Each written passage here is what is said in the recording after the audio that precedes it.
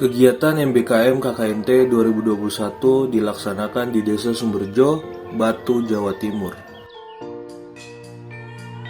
Sebuah kehormatan bagi kami mahasiswa arsitektur ITN Malang turut andil dalam mengembangkan dan memajukan kawasan desa.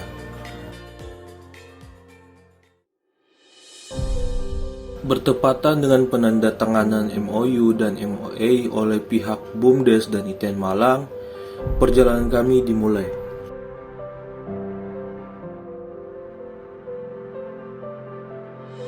Dalam acara tersebut, kami diberi bimbingan serta arahan dari para dosen tentang gambaran kegiatan kami di desa berupa perencanaan perancangan kawasan desa eduwisata.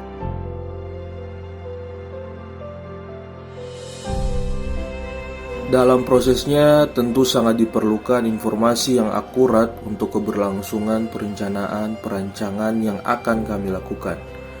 Pengumpulan data pada tapak rancangan melalui berbagai sumber yang berupa data primer, yaitu data di lapangan, dan data sekunder, yaitu data dari internet, literatur, dan lainnya. Data primer yang kami dapatkan melalui survei langsung di lapangan. Dengan kegiatan ini, kami mendapatkan informasi akurat mengenai permasalahan di tapak maupun di desa yang tidak kami ketahui sebelumnya. Selain itu, berbincang dengan warga setempat memberikan kami sebuah perspektif yang berbeda dari sisi yang berlawanan. Sepertinya di sini kan ada dam besar di sana, dipindah lagi kasih air sama toko. Gitu semua dari situ sama gitu. Jadi ini air itu Ini dari Sumber itu. dari sumber itu. Jadi sedikit-sedikit dikumpul-kumpul kan lama-lama ya seperti Iya, ini. iya bisa. Iya. Iya, yang Kalau yang itu sama. tetap. Iya, di sana ya juga ada ini dam. Dalam kegiatan KKNT ini, kami belajar bahwa perancangan tidaklah semudah menuangkan sebuah gambar di atas kertas. Permasalahan yang ditemukan saat kami melakukan survei di lapangan sangatlah kompleks. Hal ini memaksa kami untuk berpikir lebih kritis dan realistis dalam menyelesaikan masalah tersebut. Problematika tidak hanya muncul di lapangan, bahkan pada internal kelompok pun sering terjadi adanya konflik. Seperti perdebatan karena adanya perbedaan pendapat perihal konsep rancangan. Namun dengan begitu, kami dapat saling memahami kerangka berpikir satu sama lain, sehingga dapat membangun diskusi yang baik antara anggota ke depannya.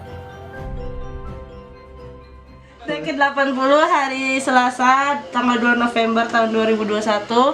Kita sekarang ada di kontrakan Yamex, sedang mengerjakan progres MBKM, yaitu konsep.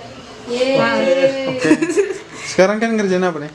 Aku hari ini sama Vika lagi ngerjain konsep gazebo, karena di cafe itu nanti bakal ada kayak gazebo gitu, jadi cari konsep referensi gitu, mulai sketch. Hai, Oke, lagi ngerjain apa nih? aku mencari referensi dari greenhouse. Udah dapat apa aja? Udah dapat strukturnya pakai material bambu, tapi bentuknya masih cari-cari. Halo Lan. Halo. Woi. Oh iya. Gimana? Oh jadi gini. Aku mau nanya nih, kira-kira kakak Lan lagi ngerjain apa sekarang? Jadi di sini kurang lebih tugas saya itu mengerjakan analisa tapak. Nah, kenapa saya mengerjakan analisa tapak? Dari data yang kita dapat, itu bisa menjadi tipping point kita untuk desain yang bakal kita rancang nanti. Halo Pet. Lagi ngerjain apa nih? Ini tim kafe. Kira-kira kafe ada gambaran nggak? Kafe yang seperti apa nih yang bakal dibuat? Yang jelas kafenya harus menarik, karena kafe itu jadi target utama. Selain orang agrowisata, orang juga pasti wisata kuliner kan. Sini kafenya ini harus jadi perhatian bagi pengunjung. Itu. Hai, Lagi ngapain nih? ngerjain pengolahan limbah. Boleh dong diceritain? Jadi pengolahan limbah ini kita sediakan untuk memadai masyarakat untuk mengelola dari hasil limbah panen kebun yang ada di lokasi tapak sendiri. Halo Far. Halo. Lagi ngerjain apa nih? Bagianku yaitu kerjain landscape-nya greenhouse, dimana sekarang lagi menata sirkulasi antara pengunjung sama pengelola. Halo Max. Halo. Kamu ngerjain bagian apa nih? Oke, jadi saya dapat di bagian public space, glamping, sama wisata petik sayurnya, sama petik buah gitu. Nah, di sini tuh ada playground. Nah, playground ini berfungsi untuk mewadahi anak-anak yang dari pemukiman area sini itu bisa memanfaatkan tempat ini untuk bermain, gitu, untuk berkreasi lah. Nah, selain untuk tempat wisata, di sini juga bisa mewadahi untuk anak-anak itu berkreasi. Selain secara internal, kami juga berinisiatif membangun komunikasi lintas jurusan. Dalam hal ini adalah mahasiswa Teknik Kimia ITN Malang, dengan bertukar pendapat serta ilmu masing-masing. Yang kita usulkan tuh berupa konsepnya. Bangunan itu akan berjalan seperti ini, antara mau ditaruh di mana, nanti kembali ke masyarakat yang setelah mereka selesai. Yang kita buat tuh rancangan konsepnya. Pokoknya kita konsep aja dulu. Iya, konsep. Jadi selain di situ tuh bisa buat pengolahan limbah dan pemilahan untuk masyarakat, di situ juga orang bisa datang buat edukasi. Yang mereka datang ke situ mereka buat lihat, belajar.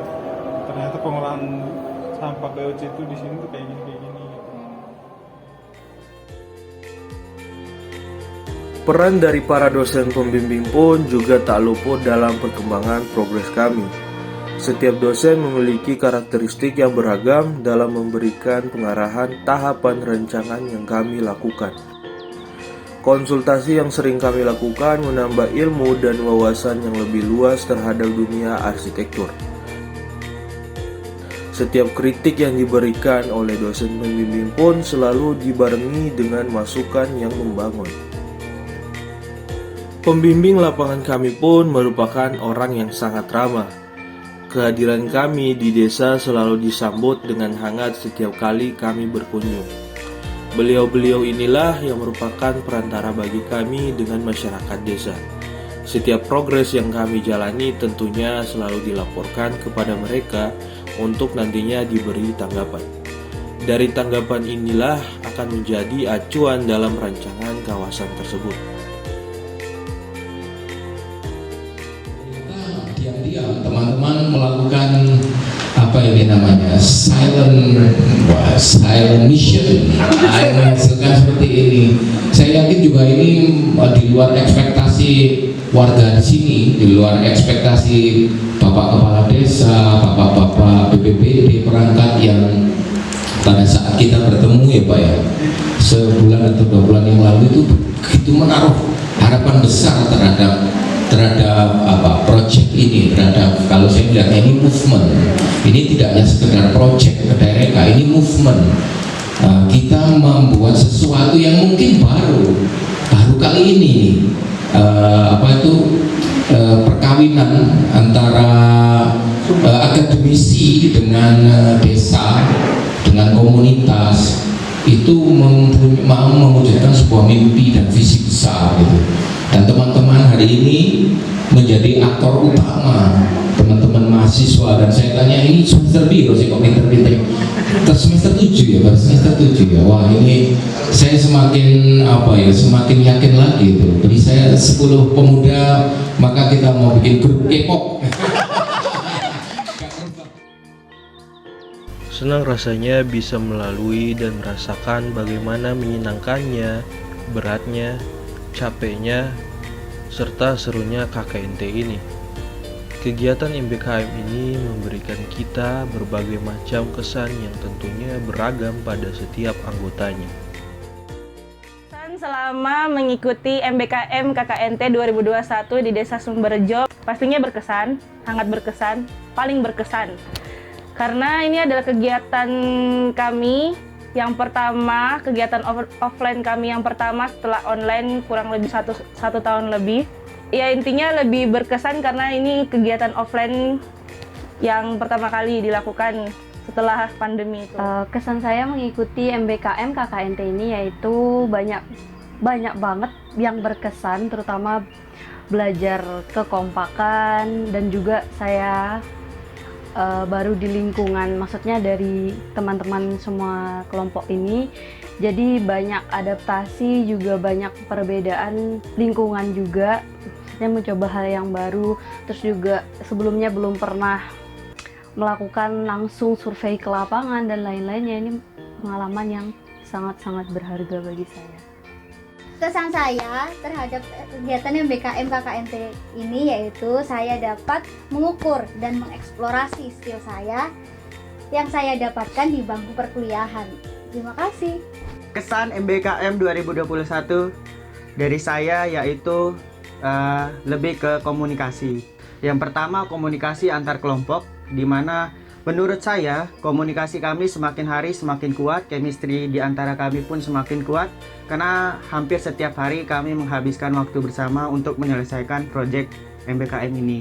Kemudian yang kedua, bersama dosen, di mana hampir setiap minggu kami selalu berkonsultasi, bahkan setiap hari kami konsultasi online di WhatsApp bersama dosen, sehingga yang awalnya kami sedikit canggung bersama dosen, tapi makin lama kami merasa semakin nyaman, semakin mendapatkan ilmu yang lebih lagi bersama dosen pembimbing kami. Dan yang ketiga dan yang paling penting yaitu komunikasi bersama warga, di mana di perkuliahan pada biasanya itu kita tidak dapat berkomunikasi secara langsung, tetapi dengan adanya MBKM ini kita bisa berkomunikasi secara langsung, kita bisa tahu permasalahan yang ada di lingkungan, di tapak, dan semua itu bisa kita dapatkan secara langsung tanpa harus melalui pihak ketiga dan atau lain sebagainya. Jadi kita bisa merasakan apa yang dirasakan oleh masyarakat. Mungkin itu dari saya.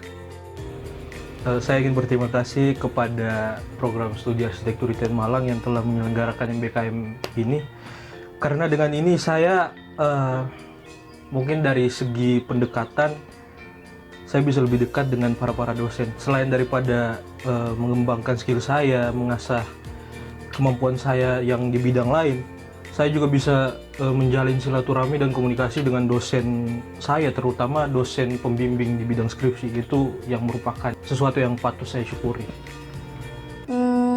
Kesan saya ngikutin MBKM ini baru kali ini sih ikut MBKM, terus tahu gimana diskusi sama orang luar selain orang kampus. Terus juga pertama kali juga ngerasain presentasi di depan orang lain yang selain orang kampus. Itu bikin deg-degan banget, tapi itu momen yang sangat berkesan sih. Nah, kesan untuk saya sendiri itu gimana cara menyatukan perbedaan pikiran atau ide itu yang paling susah, karena mungkin tiap orang punya argumen yang berbeda-beda, jadi pasti ada plus minus dari setiap anggota itu biar gimana ide itu tuh akhirnya yang sesuai dengan yang dikerjakan sekarang. Kesan MBKM KKNT. Nah, di sini kami merupakan mahasiswa arsitektur, yang mana arsitektur sendiri itu merupakan bidang yang bergerak di perencanaan dan rekayasa ilmu bangunan.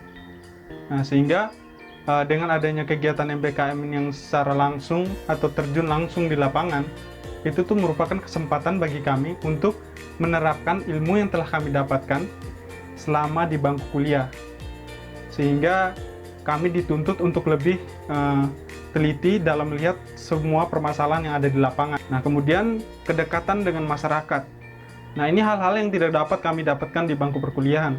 Kedekatan dengan masyarakat, berdiskusi bagaimana masalah-masalah yang mereka dapatkan. Sehingga ketika kami tahu masalah itu, di situ kami mulai memikirkan bagaimana untuk memecahkannya dalam proyek rancangan kami ini.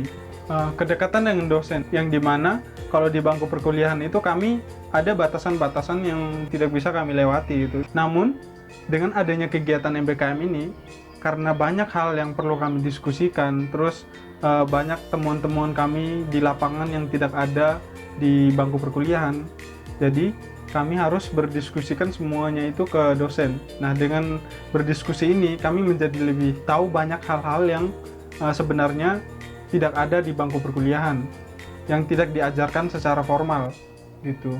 Terima kasih juga buat Bapak Ibu dosen yang selama ini memberikan kesempatan dan waktunya untuk selalu ada dan membimbing kami, terkhusus untuk dosen pembimbing Pak Guston, Pak Redi, kemudian Bu Sri. Sekian, terima kasih dari kelompok Sumberjo.